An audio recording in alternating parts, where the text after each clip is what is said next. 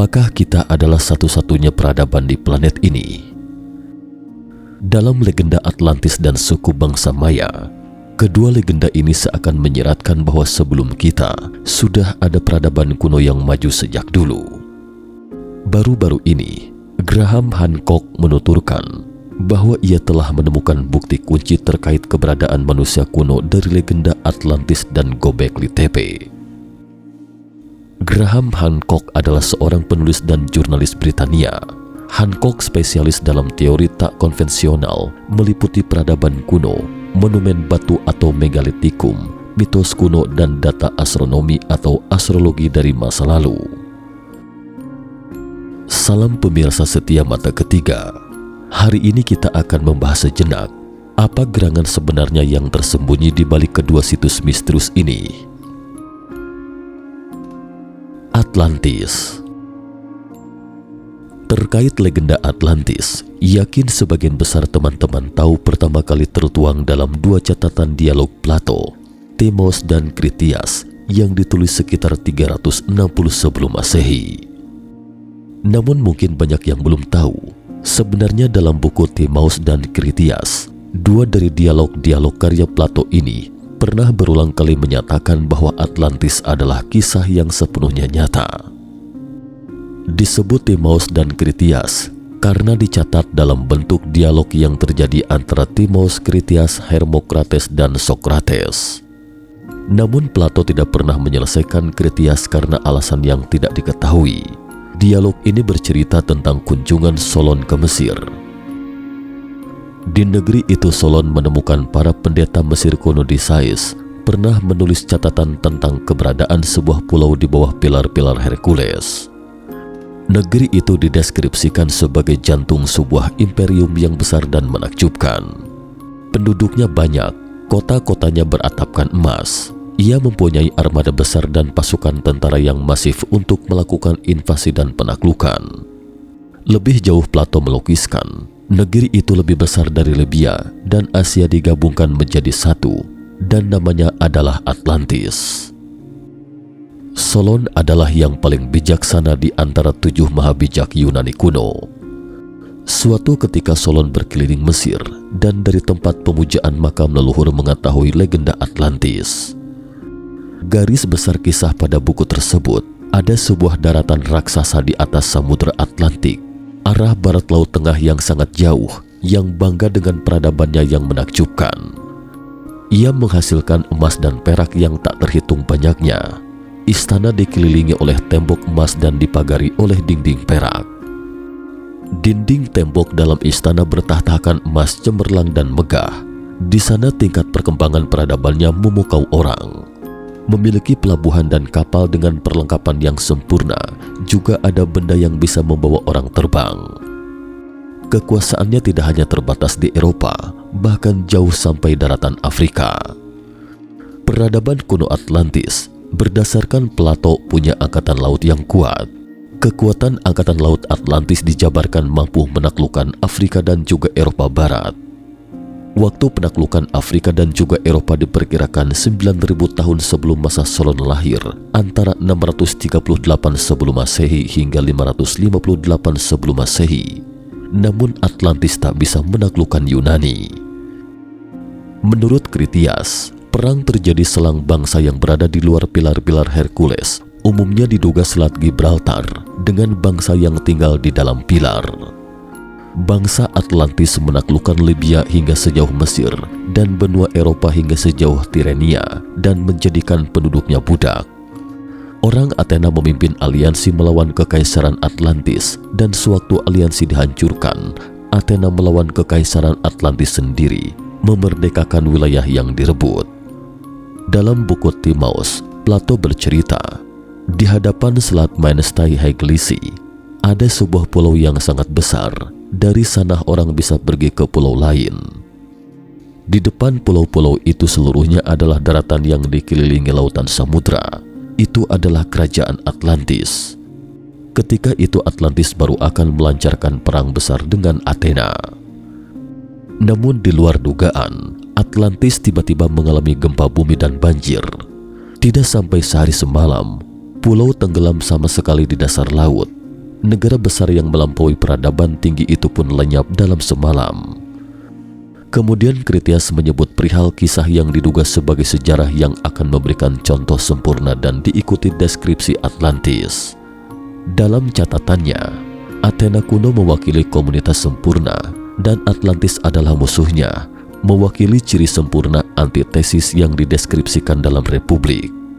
Critias mengklaim bahwa catatannya mengenai Athena kuno dan Atlantis berhaluan pada kunjungan penyair Athena, Solon ke Mesir pada abad ke-6 sebelum Masehi. Di sini Plato menggambarkan kehidupan Atlantis yang harmoni dengan sumber kekayaan alam yang melimpah sehingga rakyatnya hidup dengan sentosa. Selain Themos dan Critias, tidak terdapat catatan kuno mengenai Atlantis, yang berarti setiap catatan mengenai Atlantis yang lain sesuai dari catatan Plato. Banyak filsuf kuno menganggap Atlantis sebagai kisah fiksi, termasuk menurut Strabo Aristoteles. Namun terdapat filsuf, pakar geografi dan sejarawan yang percaya akan keberadaan Atlantis. Filsuf Krantor, murid dari murid Plato Xenocrates, mencoba menemukan bukti keberadaan Atlantis. Karyanya, Komentar mengenai Themos hilang, tetapi sejarawan kuno yang lain Proklus melaporkan bahwa Krantor berkelana ke Mesir dan menemukan kolom dengan sejarah Atlantis tertulis dalam huruf hieroglif. Plato tidak pernah menyebut kolom tersebut. Menurut filsuf Yunani, Solon melihat kisah Atlantis dalam sumber yang berlainan. Atlantis umumnya dianggap sebagai mitos yang dibuat oleh Plato untuk mengilustrasikan teori politik. Meskipun fungsi kisah Atlantis terlihat jelas oleh biasanya pakar, mereka memperdebatkan apakah dan seberapa banyak catatan Plato diilhami oleh tradisi yang lebih tua. Beberapa pakar mengatakan bahwa Plato menggambarkan perihal kisahnya yang telah berlalu, seperti letusan Thera atau Perang Troya, sementara yang lain mencetuskan bahwa ia terinspirasi dari peristiwa kontemporer, seperti hancurnya Helik tahun 373 sebelum Masehi, atau gagalnya invasi Athena ke Sisilia tahun 415 hingga 413 sebelum Masehi. Penduduk sering membicarakan keberadaan Atlantis selama era klasik, namun umumnya tidak mempercayainya dan kadang-kadang menjadikannya bahan lelucon. Kisah Atlantis kurang dikenal pada zaman pertengahan, namun pada era modern, kisah mengenai Atlantis ditemukan kembali. Deskripsi Plato menginspirasikan karya-karya penulis zaman Renaissance seperti New Atlantis, karya Francis Bacon. Atlantis juga mempengaruhi literatur modern, dari fiksi ilmiah hingga buku komik dalam film. Namanya telah dijadikan pameo untuk semua peradaban prasejarah yang maju dan hilang. Tidak ada catatan kuno lain mengenai Atlantis. Jadi setiap catatan mengenai Atlantis lainnya mendasarkan diri pada catatan Plato. Atlantis pun terus menimbulkan kontroversi. Ada yang pro, ada juga yang kontra. Sebagian lagi bahkan ada yang menganggap Atlantis hanya khayalan dan imajinasi Plato. Selanjutnya catatan modern juga mulai menguak apa itu Atlantis. Pertama adalah novel Francis Bacon pada 1627, The New Atlantis, atau Atlantis Baru, mendeskripsikan komunitas utopia yang disebut Ben Salem, terletak di pantai barat Amerika. Namun terkait Atlantis sekarang, Graham Hancock mengatakan bahwa ada bukti kunci tentang waktu tenggelamnya Atlantis.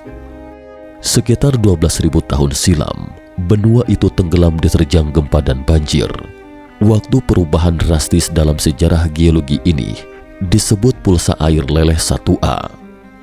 Tahun lalu, tim ilmuwan Eropa menerbitkan makalah terbaru di majalah Nature Inggris mengatakan bahwa karena runtuhnya sebagian lapisan es di Rusia, sehingga permukaan air laut naik secara signifikan antara 16 hingga 25 meter sekitar 12.000 tahun silam, atau kurang dari 400 tahun kemudian ketika itu. Asal tahu saja, jika permukaan laut naik 10 meter, maka sebagian wilayah Tiongkok akan tenggelam di bawah laut. Apalagi jika naik lebih dari 20 meter, akan lebih tak terbayangkan lagi. Jadi mungkinkah legenda Atlantis itu memang benar-benar terjadi secara nyata? Naiknya permukaan laut ketika itu sebenarnya merupakan penyebab hancurnya Atlantis. Gobekli Tepe. Stonehenge di Inggris membuat banyak orang takjub bagaimana orang-orang zaman dulu membangunnya.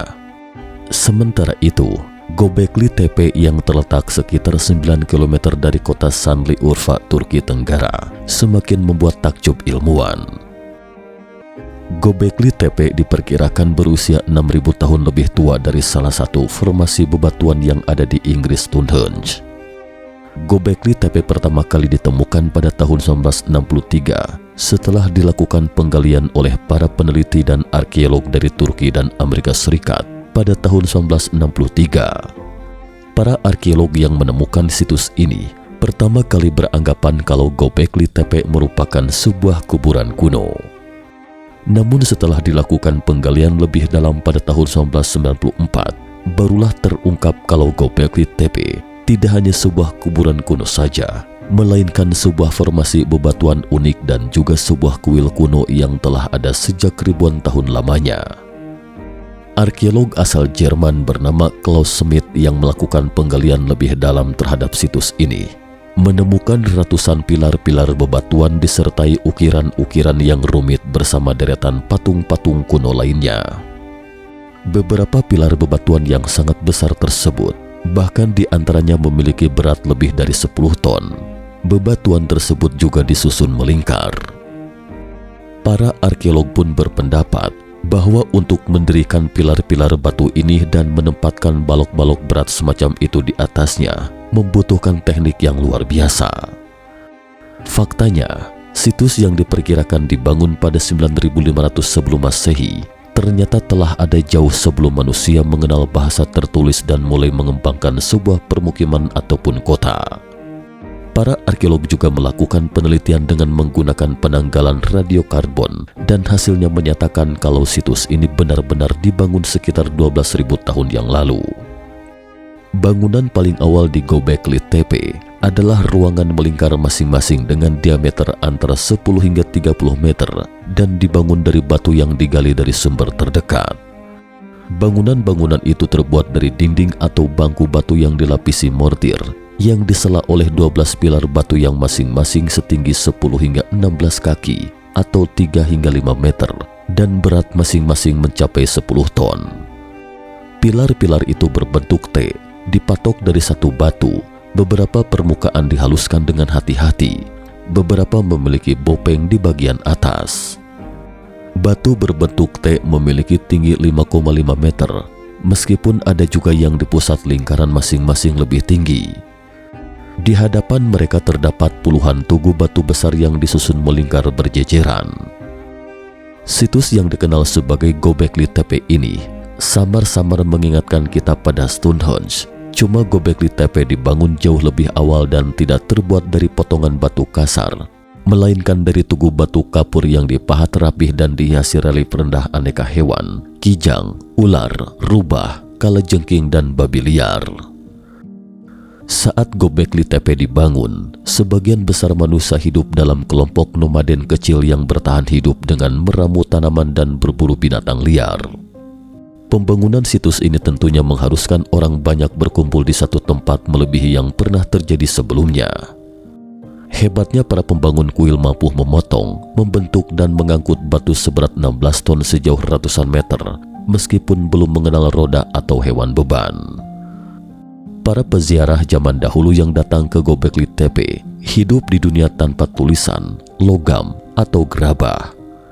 Bagi orang yang datang ke kuil dari bawah, tugu ini pasti menjulang laksana raksasa kaku, binatang yang terpahat di batu seakan bergetar dalam cahaya api, utusan dunia spiritual yang mungkin mulai terbesit dalam pikiran manusia. Para ahli arkeologi masih menggali Gobekli Tepe dan memperdebatkan arti pentingnya. Namun satu hal yang mereka tahu pasti adalah situs tersebut merupakan yang terpenting dalam rangkaian temuan tak terduga yang juga menjungkir balikan teori sebelumnya tentang masa lalu spesies kita. Baru 20 tahun lalu sebagian besar peneliti yakin bahwa mereka mengetahui waktu, tempat, serta urutan kasar revolusi Neolitik Transisi penting yang melahirkan pertanian mengubah Homo sapiens dari kelompok pemburu peramu yang tersebar menjadi desa pertanian dan kemudian menjadi masyarakat berteknologi canggih dengan menara dan kuil besar, serta raja yang mengerahkan tenaga rakyatnya dan mencatat prestasinya dalam bentuk tulisan. Namun dalam beberapa tahun terakhir beberapa penemuan baru, terutama Gobekli Tepe, memulai memaksa para ahli arkeologi untuk mempertimbangkan kembali pandangan tersebut. Gobekli Tepe hingga saat ini masih diteliti oleh arkeolog Turki dan Jerman dan pertama kali digali pada tahun 1994. Area bukit ini telah lama digunakan untuk pertanian oleh petani lokal. Pilar monolitik berbentuk T dihubungkan dengan dinding kasar dan dibangun dengan membentuk struktur oval, seperti sebuah bangku rendah di sekitar dinding dengan diameter antara 10 meter dan 20 meter, dan diperkirakan adalah struktur tertua yang dibangun pada 12.000 silam. Selain itu, para arkeolog telah menyimpulkan selain menjadi situs tertua di dunia, tempat ini juga konon dulunya menjadi tempat untuk ritual berkaitan dengan kekuatan spiritual orang mati bagi para leluhur. Jika kita hubungkan legenda Atlantis dan Gobekli Tepe, akan ditemukan bahwa pada 12.000 tahun silam, yaitu era yang menakjubkan ini, Gobekli Tepe merepresentatifkan peristiwa tentang banjir besar dalam Alkitab, sementara Atlantis merepresentatifkan banjir besar dalam mitologi Yunani. Dan waktu terjadinya banjir dari kedua mitologi ini ternyata persis sama, yaitu 12.000 tahun silam. Adapun mengenai mengapa Tuhan menurunkan banjir, sebelumnya sudah pernah ditayangkan Mata Ketiga. Jadi Mata Ketiga tidak akan memaparkan lagi lebih lanjut dalam episode ini. Bagi teman-teman yang tertarik, bisa mencarinya di playlist video Mata Ketiga. Cukup sekian dulu topik kita hari ini. Jika suka dengan video Mata Ketiga, jangan lupa like, subscribe, dan share. Terima kasih atas perhatiannya dan sampai jumpa di episode berikutnya.